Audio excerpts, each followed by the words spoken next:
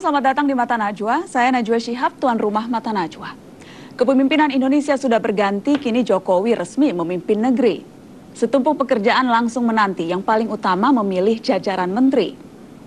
Sebab Presiden tidak kerja sendirian, memilih pembantu yang tepat menjadi keharusan. Kini rakyat dan juga pasar menunggu. Seperti apa wajah kabinet yang baru? Seleksi menteri jadi ujian pertama kepemimpinan Jokowi. Apakah bisa mandiri atau berkompromi dengan tekanan dari kanan kiri? Inilah Mata Najwa. Jokowi pilih menteri. Kalau sudah final betul akan kita umumkan. Tapi sampai hari ini 33.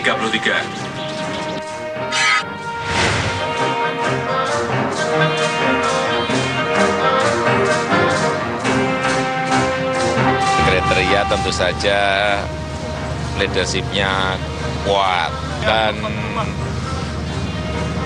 bersih.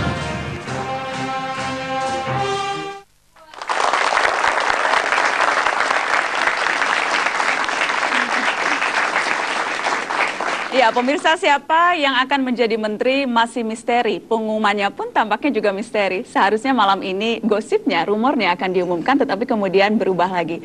Kita akan bicara malam ini bagaimana proses dan siapa saja yang akan masuk dalam jajaran kabinet Jokowi JK. Sudah hadir di studio Mata Najwa, saya perkenalkan ada Ketua Umum P3 Romahur Muzi. Selamat malam Mas Romi. Selamat malam. Kemudian ada juga Ketua DPP Partai Hanura Yudi Krisnandi. Selamat malam Mas Yudi. Malam Najwa. Yang mungkin sebentar lagi akan diperkenalkannya lain menjadi menteri. Nanti saya akan tanya apa sebetulnya yang dibicarakan kemarin ketika dipanggil Pak Jokowi. Kemudian ada di samping saya politikus PDI Perjuangan Eva Kusuma Sundari. Selamat malam Eva. Dan pengamat politik Direktur Eksekutif Carta Politika Yunarto Wijaya. Selamat malam Toto. Malam. Dan yang spesial malam hari ini sudah bergabung langsung dari kantor Wakil Presiden Republik Indonesia. Assalamualaikum Bapak Muhammad Yusuf Kala. Waalaikumsalam, Najwa. Apa kabar Pak Yusuf Kala? Baik, Alhamdulillah. Alhamdulillah. Terima kasih banyak sudah bergabung di Mata Najwa Pak JK. Masih terus sibuk bekerja sampai detik-detik terakhir merumuskan siapa calon pembantu Pak Jokowi dan Pak JK? Ya tentu bekerja juga persiapan pemerintah ke depan. Tampaknya Ya biasalah, ini kan hari-hari pertama mesti. Nah kalau kedengaran nih. Kalau sekarang bagaimana Pak? Saya akan coba teman-teman di produser mungkin bisa dipastikan Pak JK mendengar. Kalau sekarang Pak? Sudah mendengar Pak JK? Tampaknya masih ada kesulitan. Belum, oke, baik. Pak JK, kalau sekarang bagaimana Pak?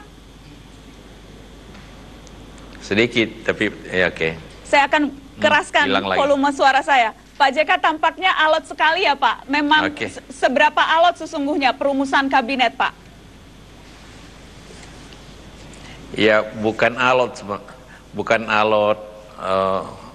bicara, tapi memang menyusun kabinet itu kan mempertimbangkan banyak hal. Pertama profesionalisme, keahlian atau bagaimana menjalankan tugas masing-masing yang dicalonkan. Yang kedua tentu memeriksa kredibilitasnya, memeriksa juga integritasnya. Kemudian bagaimana menyeimbangkan antara profesional partai dan non partai. Jumlahnya kan sudah pernah dibicarakan 18 dengan 16. Semua harus diseimbangkan. Ketiga, berikutnya menyeimbangkan, ini kan Nusantara kita besar.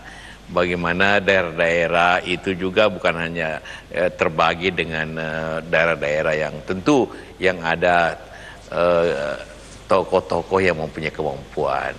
Ya, ketiga tentu juga dipertimbangkan masalah keseimbangan baik agama, gender dan juga kulturnya. Karena ini kan kabinet Nusantara di samping kabinet kerja. Jadi semua itu harus disesuaikan, diharmoniskan. Ini memang masalahnya di situ kadang-kadang. Ada berkelebihan, ada yang kurang. Tapi yang paling pokok yang tidak bisa tidak harus punya keahliannya dan pengalamannya. Baik, Pak JK, seberapa jauh catatan dari KPK akhirnya harus membuat Anda dan Pak Jokowi mengubah susunan menteri? Ada tanda merah, ada tanda kuning, ya, itukah tentu, yang membuat kenapa akhirnya ditunda lagi pengumuman karena catatan KPK itu?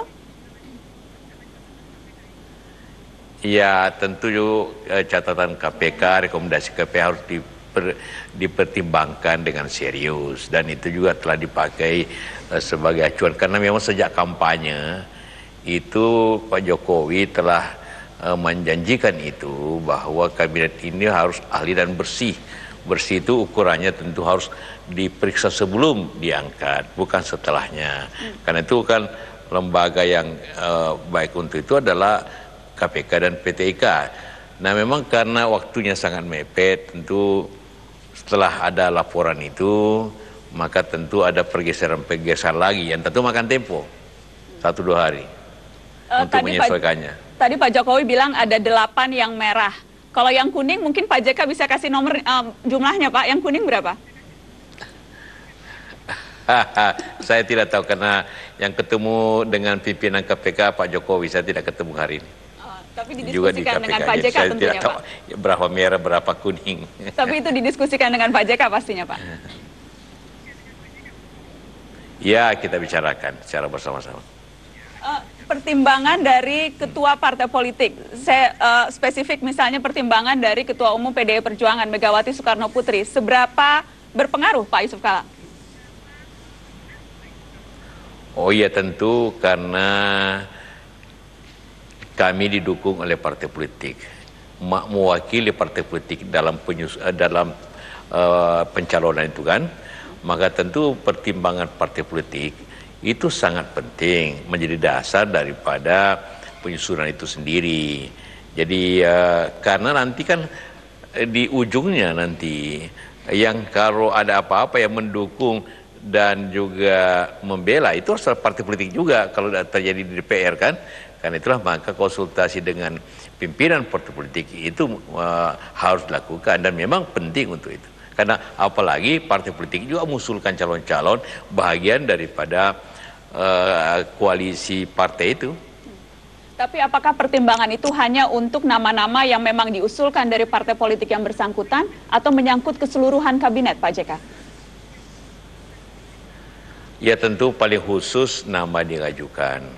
Tapi kan harus ada harmonisasinya. Harmonisasinya tentu harus juga minta pertimbangan daripada pimpinan partai. Namanya musyawarah. Kita kan mementingkan musyawarah supaya harmonisasi itu atau kepentingan bersama itu dan keahlian itu harus juga diketahui. Karena mungkin ada yang kita tidak tahu, diketahui oleh pimpinan partai. Tapi semuanya kembali ke Joko Widodo dan Yusuf Kala. Ya, pada akhirnya kan ke situ. Namanya saja kepresidenan kan kesatuan. Ya, cuma satu membantu yang lain.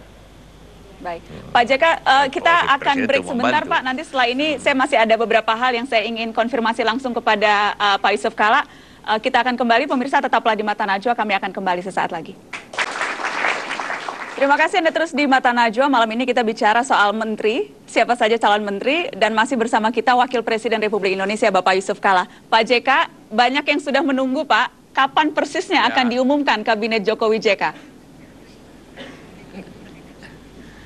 Iya, seperti saya katakan tadi, kan harus kita rampungkan bukan hanya nama, tapi keseimbangan dan harmoninya, tetap mengecek keahliannya dan backgroundnya. Tentu dibutuhkan 1-2 hari lagi lah, sehingga akan lebih mantap, karena ini kan untuk bekerja 5 tahun ke depan. Kan? 1-2 hari artinya Kamis atau Jumat, Pak? Saya kira minggu ini. Masih dalam minggu ini? Tunggu aja lah apa. Iyalah, itu sudah tidak sabar ingin tahu, Pak. Kalau begitu Pak JK, kalau waktunya pun masih rahasia. Minimal yang malam ini ada di Mata Najwa, Pak. Ada Mas Romi, Mas Yudi, Mbak Eva, 3 politisi. Namanya masuk tidak, Pak?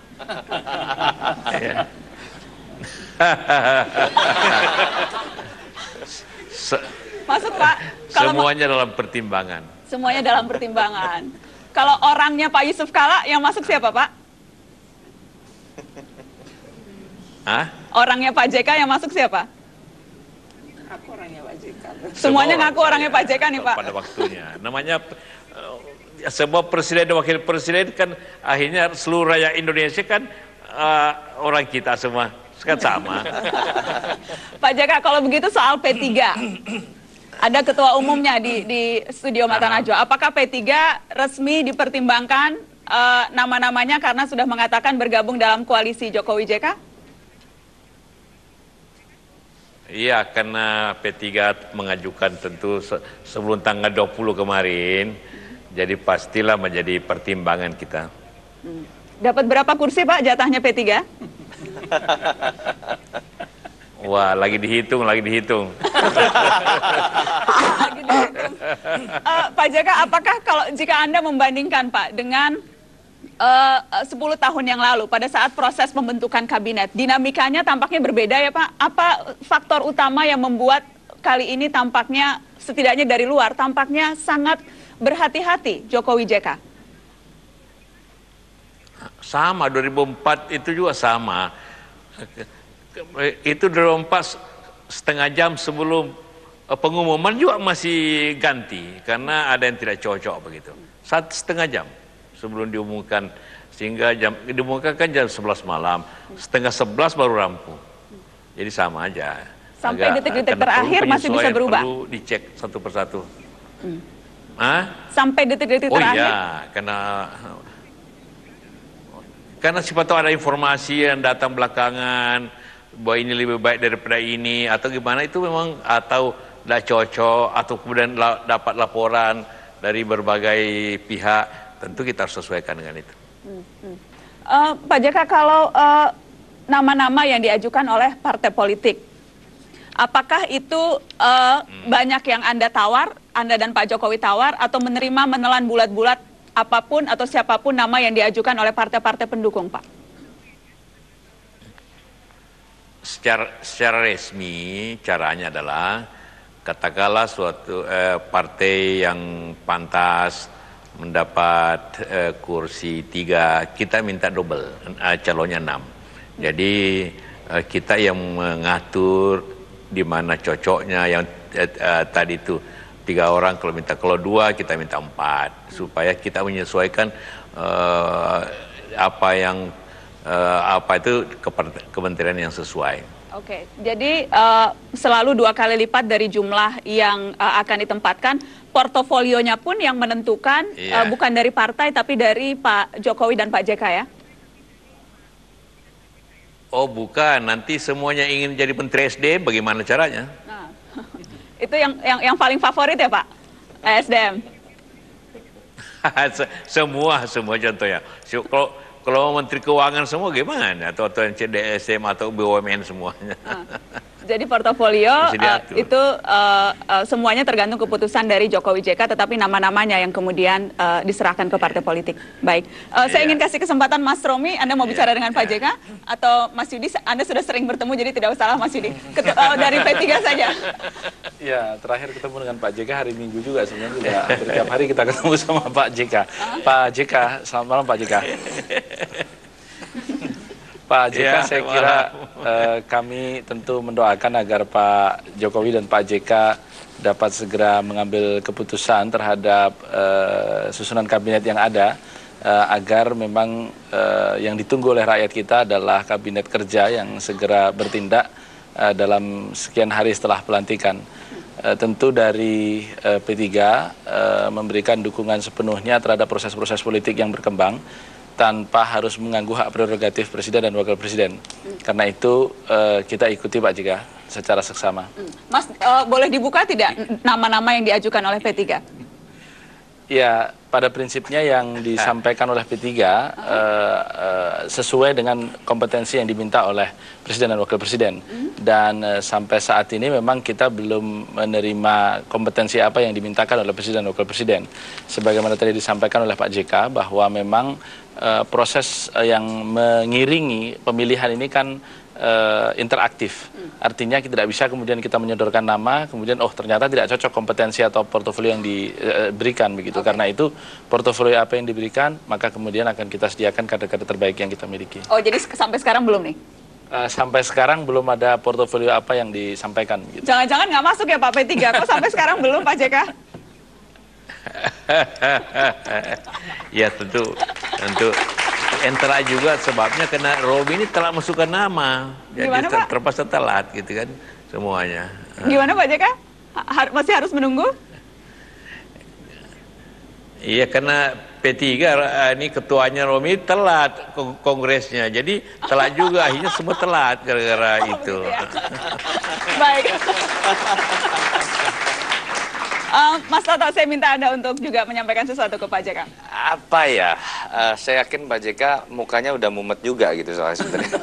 Tapi begini Pak JK, mungkin kita tahu ada budaya baru, ada terobosan ketika ada transparansi dilempar ke KPK dan PPATK.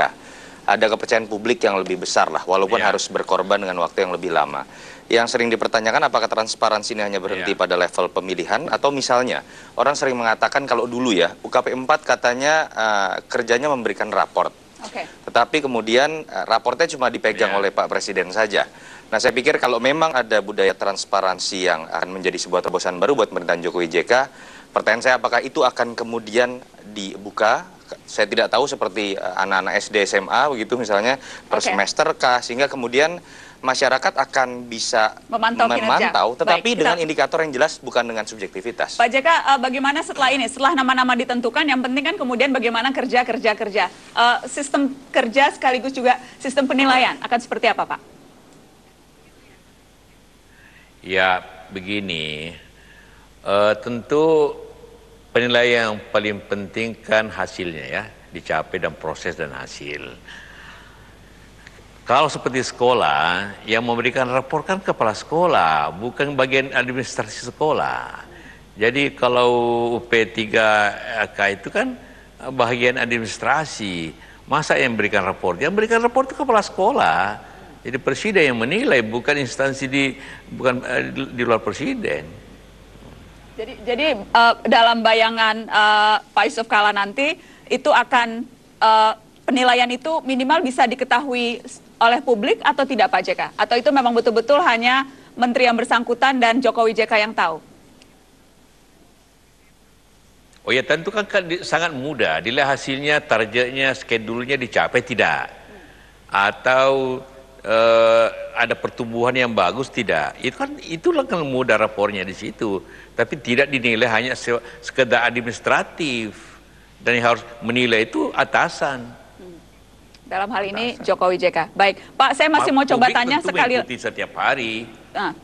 Tidak bisa setiap hari, tapi akan ada secara berkala. Pak, karena saya masih penasaran, saya mau tanya walaupun berulang, dan saya berharap Bapak bisa menjawab. Jadi kapan Pak JK diumumkan menterinya, Pak? 1-2 hari. Nanti pasti Anda diundang, pasti ada diundang, pasti. Tunggu aja undangannya. Kita tunggu sama-sama, Pak. Terima kasih banyak Bapak Muhammad Yusuf Kalla, Wakil Presiden Republik Indonesia. Terima kasih banyak Pak JK. Ya, kita akan break. Kita akan membahas masih dengan narasumber yang ada di studio. Tetaplah di Mata Najwa, kami kembali sesaat lagi. Ya, terima kasih Anda masih di Mata Najwa. Jokowi pilih menteri. Yang jelas pemirsa, salah seorang yang duduk di meja Mata Najwa malam ini kemarin sudah dipanggil oleh Pak Jokowi ke istana, Mas Yudi Krisnandi. Saya ingin tanya, ceritanya seperti apa Mas Yudi dipanggil ke istana? Dari awal dulu, yang menghubungi Anda siapa dan dibilangnya apa, sampai di dalam ngomong apa? Tolong buka-bukaan. Ketemu Pak Jokowi tidak diinterogasi, ketemu Najwa di fit and proper test. Mau tahu ceritanya. Yang telepon siapa Mas untuk datang? Pagi-pagi itu saya mau ngajar, mau ke kampus. Ditelepon oleh Mas Hasto, dihubungi. Mas Yudi, kalau bisa hari ini jangan jauh-jauh dari Jakarta. Enggak, saya bilang, saya paling jauh di Pasar Minggu. Di sekitar istana katanya. Barangkali sewaktu-waktu dipanggil oleh Pak Presiden. Ya, saya ikut kan. Saya menunggu di kantor DPP Partai Hanura kan tidak jauh dari istana. Kira-kira pukul 1:04 ditelepon kembali oleh Mas Andi Wijayanto. Diminta untuk segera datang ke Istana Merdeka. Tidak dijelaskan maksudnya apa, hanya suruh datang begitu ya? Ya, dipanggil Bapak Presiden. Anda udah deg-degan tuh waktu itu? Enggak, biasa aja. Oh. Karena sudah tahu ya? Karena apakah memang karena nama Anda sudah resmi diajukan oleh Partai Hanura? Partai Hanura sudah menyampaikan nama-nama calon menteri kabinet yang diminta oleh Bapak Presiden dan Wakil Presiden tanggal 11 September. Jadi yang pertama sudah cukup lama dan disampaikan langsung oleh Pak Wiranto kepada Pak Jokowi dan Pak Yusuf Kalla. Ada berapa nama yang diajukan waktu itu? Saya tidak tahu persis berapa ya, karena suratnya tertutup yang menyampaikan Pak Wiranto langsung. Yang pasti mungkin lebih dari 5 nama ya. Lebih dari 5 nama. Tetapi sampai malam ini paling tidak baru Anda dari Partai Hanura yang dipanggil ke istana. Ya, dan yang bertemu Pak Jokowi. Yang bertemu Pak Jokowi. Dipanggil ya, baru saya. Kalau Ketua Umum Pak Wiranto ya sering bertemu Pak Jokowi. Oke. Apakah itu artinya Pak Wiranto juga masuk dalam calon menteri atau pembicaraan yang lain biasanya? Tanyanya ke Pak Jokowi. Kalau gitu saya tanya ke Anda, ketika ngomong dengan Pak Jokowi apa saja yang dibicarakan, Mas? Oh, waktu saya ketemu dengan Presiden, itu saya pikir beliau akan menanyakan hal-hal yang terkait dengan isu-isu yang berkembang seputar spekulasi nama-nama calon menteri dan posisi di kabinetnya. Ternyata begitu masuk ke dalam, Pak Presiden dengan santai ngajak ngobrol. Bagaimana di Bandung, katanya. Bagaimana Jawa Barat, karena kebetulan saya kan berasal dari Jawa Barat, dari Bandung. Masih mundar-mandir ke sana, masih. Gimana kabarnya keluarga? Ditanya keluarga, ditanya jadi percakapan. Iya, ngobrol yang santai. Baru kemudian beliau masuk. Ini bagaimana ya mengenai pengembangan wilayah-wilayah kita. Beliau memiliki pandangan-pandangan bahwa masalah-masalah pembangunan itu katakanlah kekurangan ataupun ketimpangan tidak hanya di luar Jawa, tetapi di daerah-daerah yang dekat dari ibu kota pun masih banyak yang harus perlu diperhatikan. Lalu terlibatlah kami dalam pembicaraan tentang hal-hal yang berkaitan dengan masalah-masalah pembangunan nasional. Beliau sangat concern kepada masalah-masalah pendidikan, masalah kesehatan, lalu kemudian kesejahteraan, masalah ketimpangan, dan banyak hal yang beliau sampaikan menjadi pandangan beliau. Jadi saya pada saat datang itu sudah siap membawa agenda. Sementara kalau membawa CV juga nggak? Enggak. Kan sudah duluan. Makanya dipanggil ya. Oke. Anda memaknainya pembicaraan itu mengarah ke portofolio, mengarah ke meminta Anda membantu di kabinet tentunya, dan ke portofolio tertentu tidak, Mas? Saya justru jadi bingung ya, dengan pembicaraan yang begitu spektrumnya sangat luas tersebut. Saya tidak tahu arahnya ke portofolio yang mana ya, karena beliau berbicara misalnya bagaimana masalah birokrasi, bagaimana setiap birokrat di semua tingkatan itu bisa menjadi pelayan masyarakat yang baik. Jadi akhirnya saya banyak mencatat pandangan-pandangan beliau, lalu mengajak diskusi tentang demokrasi, tentang kampanye pemilu yang damai, tentang proses pelantikan yang cukup baik, lalu masuk juga ke dalam masalah-masalah perencanaan pembangunan ke depan yang harus berbasis pada masyarakat. Jadi sangat luas. Jadi, dan Anda juga tidak enak ya? Jadi saya menteri apa nih Pak? Anda juga tidak enak nanya gitu, Mas? Kan ya, biasanya itu the point saja. Bukan hanya tidak enak, nggak berani lagi ini. Nggak berani ya? Oke, baik. Nanti saya minta tanggapan, karena yang disebut-sebut calon menteri juga duduk di samping saya, Eva Kusuma Sundari. Setelah pariwara, tetaplah di Mata Najwa.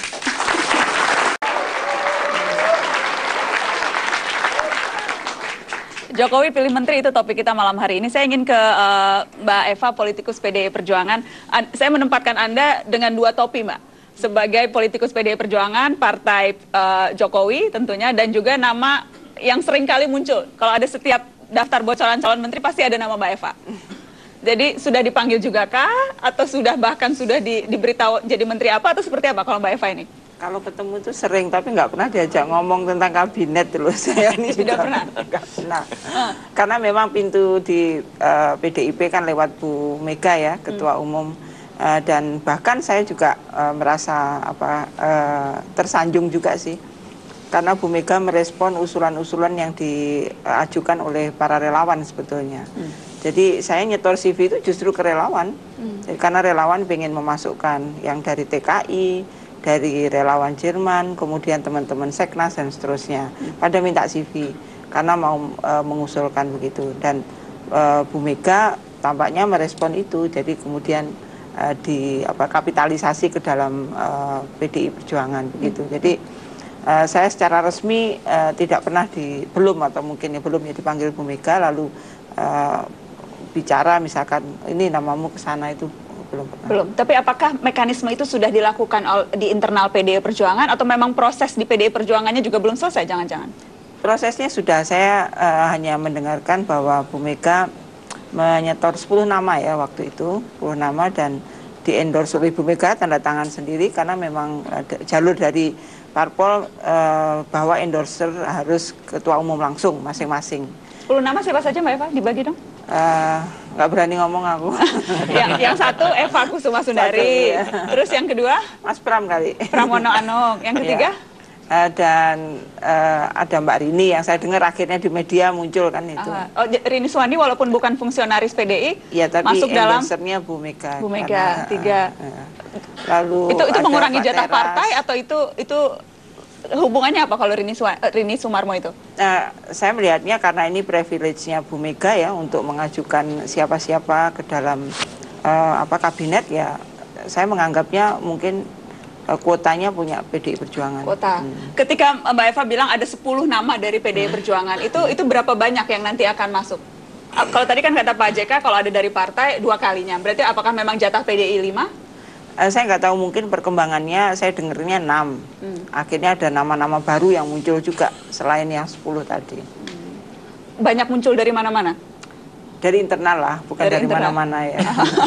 Dari mana-mana di internal gitu ya Pak? Mas Toto, kalau penilaian Anda terhadap PDI Perjuangan, karena partai pengusung pasti jatahnya paling banyak dong, 6 dan Anda melihatnya bagaimana PDI Perjuangan? Internal partainya juga sedang seperti apa? Ya, pertama secara lebih luas ini kan mengkonfirmasi memang ada jatah, memang ada kafling ya, karena ternyata bisa disebutkan ada 6, ada 3, ada 2 begitu kan. Yang saya kritik adalah ketika ada istilah koalisi tanpa syarat, tapi ketika kemudian diberikan kode 18 profesional, 16 profesional parpol, kalau kemudian polanya adalah jatah sudah ditebakkan di awal, ya berarti ini bukan profesional parpol, tapi parpol profesional. Artinya dicari dulu orang parpolnya, baru dicari-cari kemudian ada yang profesional atau tidak gitu kan.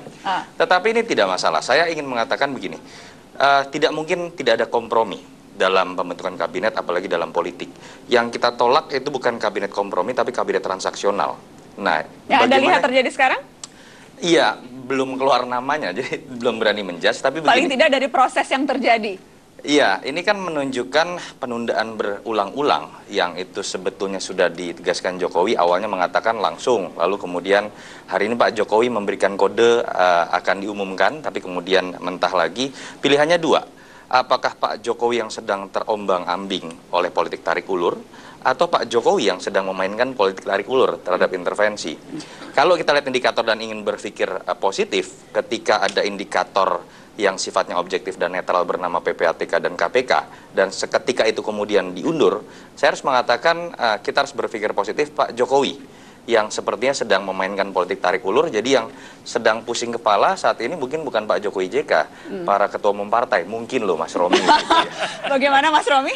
Anda mau tanya? Bukan soal pusing-memusingkan ya, karena pada dasarnya kan kita ingin menghadirkan satu pemerintahan yang kuat dan bersih begitu. Karena problem kita dewasa ini yang menjadikan Indonesia itu di mata radar investasi dunia tidak terlalu bagus kan persoalan itu begitu.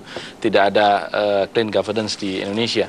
Karena itu kalau kemudian niat baik Presiden untuk menyampaikan ini melalui PPATK dan KPK itu terlaksana, maka kita harus mendukung sepenuhnya.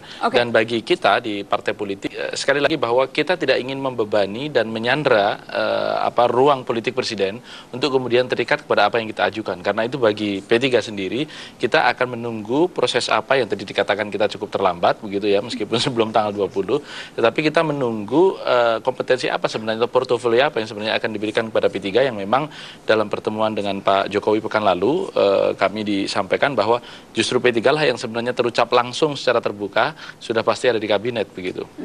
Hanya Pak tinggal Jokowi yang bilang gitu ya? P3 Jokowi. sudah pasti ada di kabinet. Betul. Jadi Anda Dan sudah itu, tenang, Mas?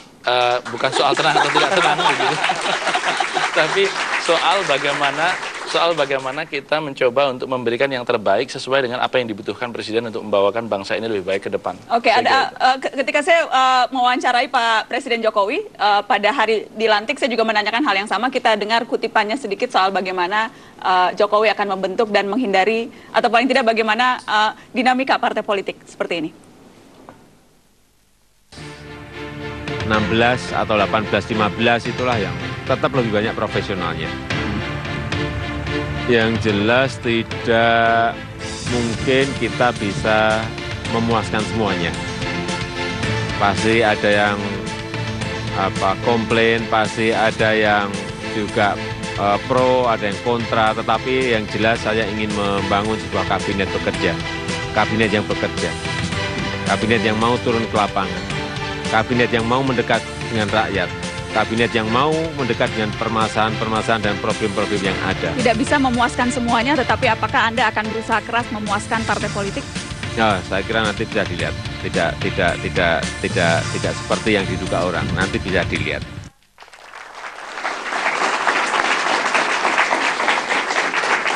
Mas Yudi, posisi Anda politisi dari Partai Hanura, tadi Pak Jokowi katakan tidak akan berusaha, bukan partai politik yang akan berusaha dipuaskan.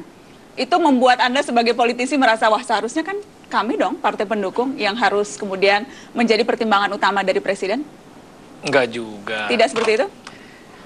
Kan proses dukungan yang diberikan oleh partai-partai politik, khususnya misalnya Hanura ya, karena Hanura ini kan menopang calon presiden yang dicalonkan oleh partai PDIP Perjuangan yang menjadi pemimpin koalisi. Dan pada saat kami memberikan dukungan itu, Ketua Umum kami datang pada Ibu Mega, itu kan tanpa syarat sama sekali. Jadi tidak ada syarat posisi menteri kah atau konsesi-konsesi apa. Jadi sepenuhnya karena kesamaan ide perjuangan. Ada sebuah konsekuensi politis pada saat calon presiden Pak Jokowi ini terpilih menjadi presiden, apapun yang diputuskan oleh Pak Jokowi yang dianggap baik untuk kepentingan bangsa dan negara, kita harus legowo. Namun kita juga bersyukur ternyata Pak Jokowi mengajak partai-partai politik termasuk Hanura untuk mengusulkan nama-nama di dalam kabinetnya. Itu kita sambut, kita sampaikan. Nah, tugas dari partai politik sampai di situ. Nah, Pak Jokowi memutuskan siapa, berapa banyak, untuk posisi apa, apapun yang diputuskan, kita hormati. Oke, ketika tadi Mbak Eva mengatakan ada hitungan, ada 6 dan sebagainya, itu hitung-hitungan matematisnya sebetulnya dari mana, Mbak? Sebetulnya itu muncul setelah Pilpres malahan. Di awal tidak ada pembicaraan seperti itu. Buktinya teman-teman PKB itu kapan ketemu, aduh Pak, ini sebetulnya dapat berapa ya kita ini? Itu terus-menerus ditanyain, perempuannya ada enggak ya Pak? Gitu.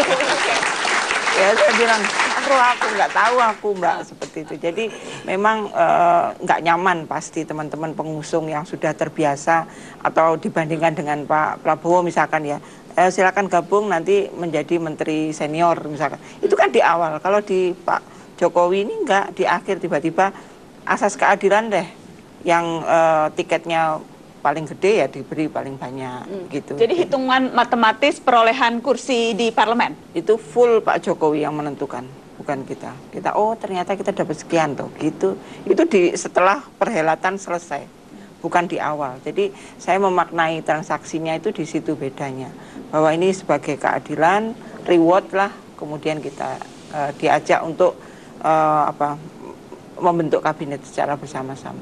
Kalau kemudian misalnya hitungan matematisnya berasal dari perolehan kursi, berarti PDI Perjuangan yang memperoleh kursi terbesar berarti maksimal 6. Lagi-lagi hitungannya seperti itu? Aku nggak ngerti hitungannya itu Pak Jokowi itu. Baik, tidak mengerti, tapi yang jelas nama sudah ya, diajukan. Proporsional tampaknya ya. Oke. Bahwa yang terbesar ya kursi banyak, kemudian mengecil. Baik, kita akan lanjutkan setelah Headline News. Setelah Headline News pukul 21 waktu Indonesia Barat, Mata Najwa. Jokowi pilih menteri akan kembali. Orang yang bermasalah tetap dipaksakan jadi menteri oleh pemerintahan Jokowi JK, maka itu kita bisa pastikan ini akan merusak pemerintahan. Satu. Kemudian yang kedua, kita bisa pastikan bahwa pemerintahan yang bersih yang mau dibangun Jokowi JK itu hanya lip service. Dan yang keempat, kalau orang-orang ini dipaksakan, maka ada kemungkinan orang-orang ini mungkin cuma menjabat 2-3 bulan dan kemudian langsung diambil oleh KPK.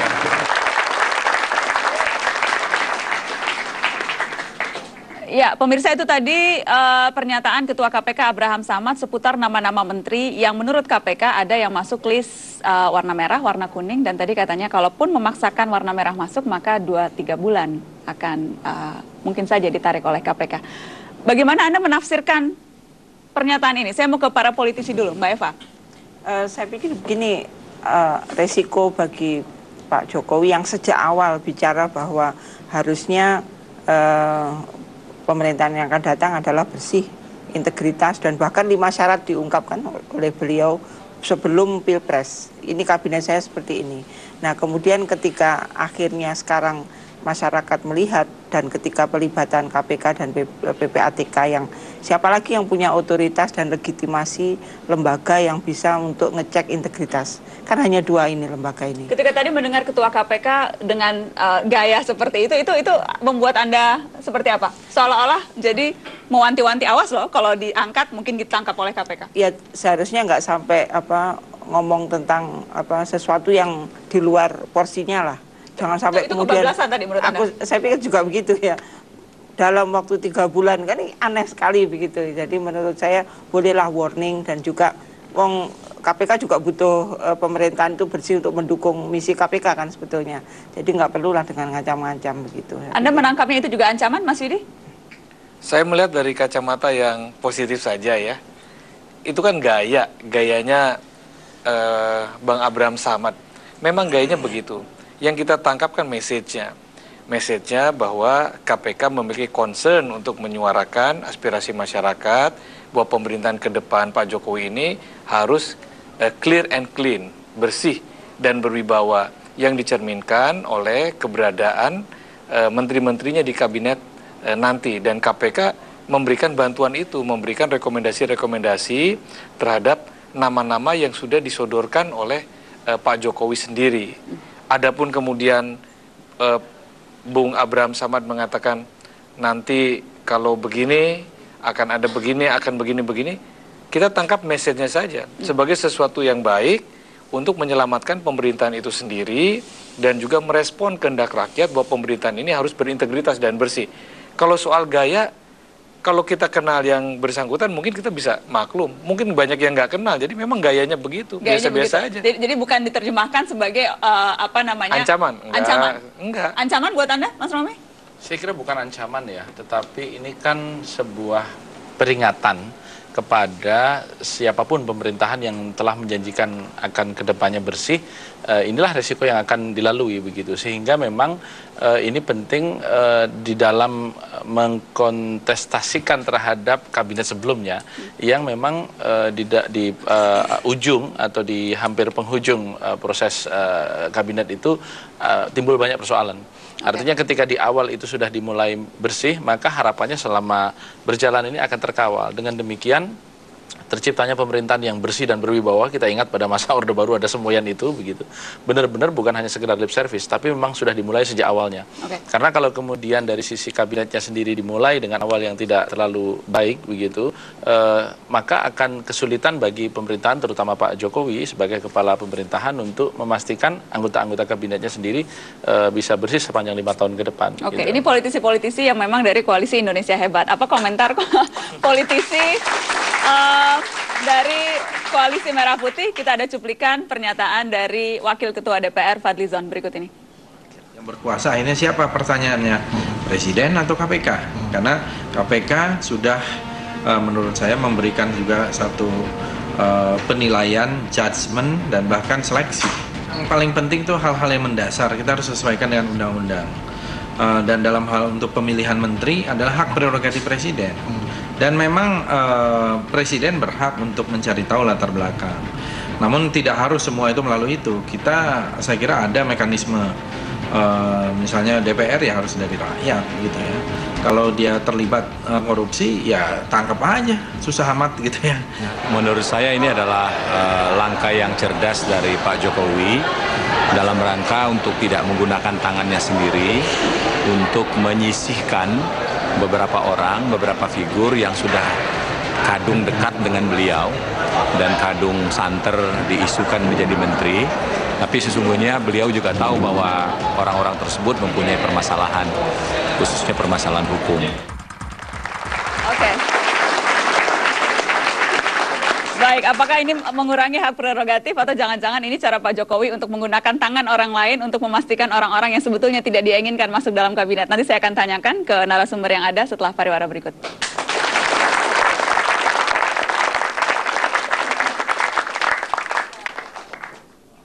Iya, terima kasih Anda masih di Mata Najwa. Yang jelas cara mekanisme yang diambil oleh Jokowi JK menyeleksi kabinetnya salah satunya dengan mengirimkan nama-nama itu ke PPATK dan juga ke KPK. Ada yang menilai, tadi Tanto Yahya dari Golkar menilai ini tidak mau menggunakan tangannya sendiri untuk menyingkirkan berbagai figur yang terlanjur dekat dan santer diisukan jadi menteri. Mbak Eva?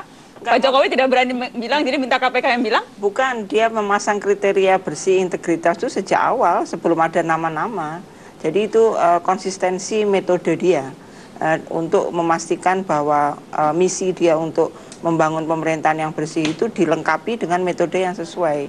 Jadi anonymous lah gitu ya. Jadi tidak ada target terhadap orang tertentu, itu konsekuensi dari metode saya pikir. Jadi pembacaan tadi salah atau ada benarnya? Ini kan yang bicara pastinya PDI Perjuangan. Sebetulnya kalau saya melihat Mas Tantowi jarang-jarang memuji Pak Jokowi. Saya melihat itu sebagai pujian. Dan baru pertama kali dalam 6 bulan terakhir saya setuju dengan Fadlizon kalau tadi berkaitan Pak Abraham Samad gitu ya. Tapi ketika berkaitan dengan katakanlah memang menggunakan tangan KPK dengan PPATK, itu sah-sah saja. Seorang pemimpin memang harus membangun sebuah sistem, bukan like or dislike secara pribadi berdasarkan chemistry atau menganggap orang ini sepertinya korup, orang ini sepertinya bersih atau tidak. Dia gunakan sistem yang memang ada, punya otoritas untuk menolak orang-orang tersebut. Saya setuju diistilahkan metode, saya malah menggunakan istilah sistem. Artinya Pak Jokowi kompromistis, tetapi bagaimana aspek kualitatif dalam kompromi itu tidak kemudian dihilangkan. Ada orang-orang luar, ada sistem yang kemudian digunakan tanpa kemudian membuat suasana jadi konfliktual. Dan ini menurut saya pilihan yang sangat cerdas. Tapi jangan-jangan sudah ada konflik tuh di internal beberapa partai. Iya, itu yang saya tadi katakan yang politik nggak ada konflik. Yang sudah dibenarkan oleh Mbak Eva, memang sudah ada konflik. Itu orang-orang partai sebenarnya tadi. Dan hasil KPK ini menimbulkan konflik di PDI Perjuangan, Mbak Eva? Ya pastilah, bukan apa akan perencanaan tidak sesuai dengan pelaksanaan, ya pasti konflik gitu. Cuman kemudian bagaimana secara cerdas mengelola, itulah pemimpin. Apakah ini artinya berarti nama-nama merah itu nama-nama yang diajukan PDI? Ada juga kayaknya. Ada juga. Oke, mau bicara jujur Mbak Eva. Mas Yudi, Anda melihatnya bagaimana? Yang disampaikan Mas Tantowi tadi menurut saya bukan pujian ya. Itu lebih kepada praduga ya. Praduga yang tidak begitu positif. Kalau saya memahami Pak Jokowi itu beliau tidak memiliki niat yang buruk menggunakan tangan orang lain untuk tidak.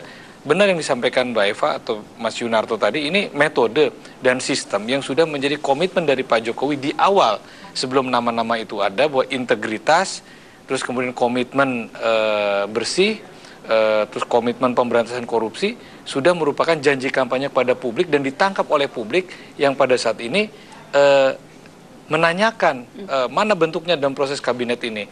Nah, Pak Jokowi jadi akan sendiri, kebetulan saja kalau misalnya ada nama-nama yang sesungguhnya tidak diinginkan dalam kabinet itu dan kebetulan cocok dengan list KPK.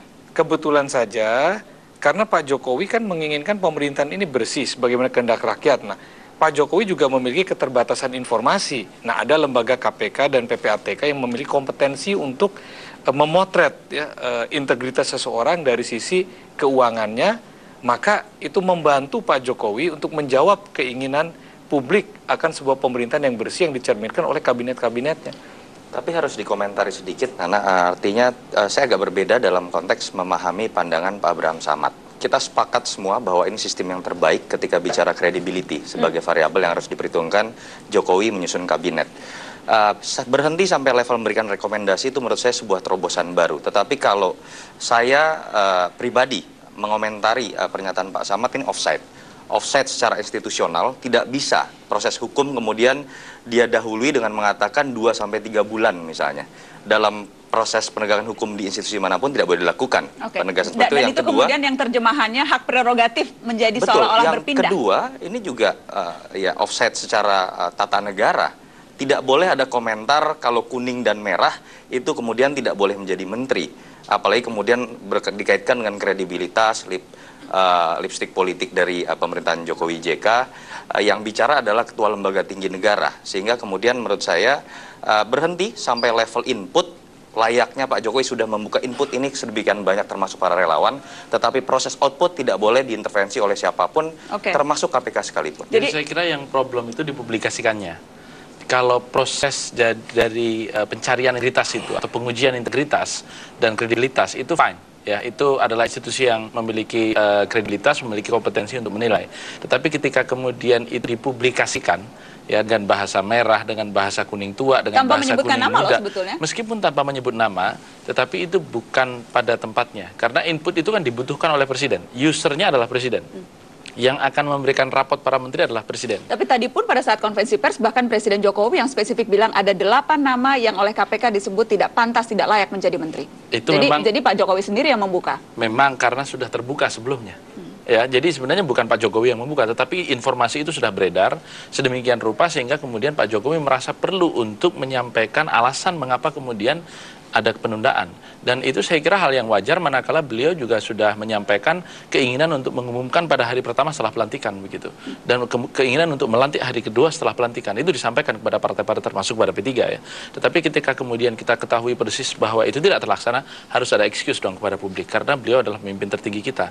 Nah, ketika kemudian informasi itu didasari atas rumors, tentu akan menjadi pertanyaan tentang tarik-menarik itu. Tapi ketika didasarkan atas informasi yang valid dari lembaga yang memang kredibel untuk itu, maka kemudian publik akan mengerti. Nah, salahnya adalah dari pertama kenapa itu kemudian terbuka. Ketika itu disodorkan kepada presiden dan presiden menggunakan ini, dia cukup mengatakan kepada partai-partai politik atau kepada profesional yang telah terseleksi, nama Anda tidak masuk karena begini. Selesai. Begitu. Jadi saya kira P3 sendiri tidak pernah mendapat informasi soal nama-nama itu? Sama sekali tidak. Sama sekali tidak. Jadi lagi-lagi ini memang adalah kemudian rumor yang berkembang atau paling tidak investigasi yang dilakukan oleh media sendiri. Ya. Saya sedikit mengomentari. Setelah break, Mas Yudi, boleh kita break dulu. Setelah Pariwara, Mata Najwa masih akan kembali. Jokowi pilih menteri ini adalah segmen atau bagian terakhir dari Mata Najwa. Saya ingin bertanya ke semua narasumber saya. 1-2 hari tadi jawaban Pak Yusuf Kalla ketika ditanya kapan persisnya kabinet yang sudah ditunggu-tunggu ini akan diumumkan. Ketika pun itu sudah diumumkan, kalau kita menilai dari proses yang terjadi sepanjang ketika pertama kali ditetapkan oleh MK akhirnya menjadi presiden terpilih sampai sekarang, itu kan masanya panjang. Jadi sesungguhnya waktu untuk membentuk kabinet ini sudah sangat panjang. Kalau kita menilai dari proses sejak itu sampai sekarang, kira-kira apakah akan memenuhi ekspektasi publik, Mas Toto? Iya, seorang pemimpin kan kalau kita sederhanakan dilihat dari dua hal. Dia mau mendengar secara bottom up dan dia mau mampu berbuat secara top down. Masa Pak Jokowi untuk mendengar itu sudah terbukti ketika dia di Wali Kota Solo, ketika di Gubernur DKI, dan ketika kampanye berlangsung. Yang sinisme terhadap Jokowi itu kan mempertanyakan dia sudah pantas atau tidak, dia mampu atau tidak, dia berani atau tidak, dia tegas atau tidak. Dan itu yang menjadi pertanyaan saat ini ketika dia sudah terbukti merakyat, apakah kemudian otoritas yang sudah diberikan berani dia tegaskan untuk kemudian menjadi sebuah kebijakan-kebijakan pro rakyat. Dan indikatornya sederhana saja. Dalam masa hari-hari pertama akan terlihat apakah dia berhasil membentuk tim yang betul-betul memiliki karakter sama, memiliki satu visi misi sama, walaupun harus melawan tekanan-tekanan publik dan membuktikan bahwa dia bukan presiden partai tertentu, dia bukan presiden dari koalisi tertentu, tapi dia presiden oleh rakyat. Dan menurut saya masih cukup optimis. Saya melihat proses tarik ulur yang terjadi, lagi-lagi seperti yang saya sebutkan tadi, bukan ketika Jokowi sedang diombang-ambing, tetapi ketika kita sadar memang tekanan begitu kuat dalam konstelasi elit, Pak Jokowi sedang memainkan sebuah ritme tertentu. Yang saya pikir Pak Jokowi sadar, kalau kemudian ujungnya nama-nama dikeluarkan anti klimaks, saya pikir kredibilitasnya akan hancur seketika. Kalau anti klimaks? Ya. Tapi kalau begitu bagaimana membaca anti klimaks? Yang calon menteri paling akhir saja, Mbak Eva. Ukurannya apa nih? Kalau dari Anda pribadi, ukuran bahwa ini memang kabinet yang dulu dijanjikan. Menurut Anda? Enggak, ini kan masalah personality ya, personality dan track record dari masing-masing anggota kabinet kelak. Dan bukan hanya masalah kompetensi pribadi, tetapi juga mampukah seseorang calon menteri, Mas Yudi misalkan nanti, memang jago karate. Tapi yang dipimpin kan mentransformasi lembaga yang akan dipimpin untuk kemudian mampu memberikan pelayanan secara akuntabel, transparan, dan juga tidak ada korupsinya. Jadi memilih figur di sini penting banget, bukan hanya masalah profesionalitas pribadi, tapi dia harus mentransformasi lembaga. Dan seperti yang di DKI kan, kemudian menciptakan e-budgeting, e-purchasing, tender, procurement, dan seterusnya. Nah, dia mencari figur-figur progresif yang inisiator dan juga inovatif seperti ini. Jadi kalau hati-hati dan mungkin takes time, ya kita harus sabar. Dan memang ciri Pak Jokowi sejak awal itu kan partisipatoris ya. Dan kalau partisipatoris artinya ya kualitas demokrasi itu sedang dinaikin sama dia. Dan itu saya pikir kita harus sabar. Memang agak makan waktu dan painful ya, tapi berkualitas. Tapi itu yang Anda harapkan? Aku nggak kampanye. Tidak apa-apa kampanye, masih ada waktu Pak Jokowi untuk mendengarkan Eva Kusuma Sundari. Mas Romi, apa ukurannya? Singkat saja. Ukurannya tentu profesionalitas, integritas, dan akseptabilitas. Profesionalitas akan diukur langsung oleh Presiden pada saat dia menerima CV, kemudian membacakan pengalaman yang dimiliki oleh calon. Kemudian kalau akseptabilitas, kita lihat respon pasca pengumuman. Dia akan dilihat apakah memenuhi ekspektasi atau tidak. Nah, integritas ini yang sedang dipertontonkan hari ini. Dan tapi apakah ekspektasi partai dan ekspektasi publik sama? Belum tentu sama. Belum tentu kan? Partai tentu akan berusaha memberikan yang terbaik sesuai dengan 3 pertimbangan tadi, profesionalitas, integritas, dan akseptabilitas. Tetapi lagi-lagi penilaian itu kan milik publik. Partai politik hanya bisa menyajikan apa yang terbaik gitu. Baik, Mas Yudi, singkat saja. Tidak semua kandidat-kandidat menteri yang disampaikan kepada presiden dan wakil presiden itu kan dikenal sepenuhnya oleh presiden. Mungkin kalau yang setiap hari selama berbulan-bulan seperti Mbak Eva ini ikut kampanye Pak Jokowi, beliau sangat mengenal. Tetapi ketika yang direkomendasikan oleh partai politik atau kan melalui rekomendasi-rekomendasi dari kalangan profesional lain, Presiden juga kan membutuhkan informasi-informasi baru untuk menggali integritasnya, latar belakang, dan sebagainya. Oleh karena itu, pelibatan instansi lain seperti KPK dan PPATK itu dibutuhkan sebagai bagian daripada transparansi dan juga bagian daripada memenuhi janji kampanyenya. Jadi saya rasa Pak Jokowi sudah sangat bijak ya, sangat terbuka dan demokratis. Ini calon menteri ngomongnya harus gitu. Sudah cocok. Terima kasih sudah hadir Mas Yudi, Mas Romi terima kasih, Mbak Eva, dan Mas Toto terima kasih. Terima kasih kepada teman-teman dari Universitas Surya sudah hadir di Mata Najwa malam hari ini. Selamat malam, sampai jumpa.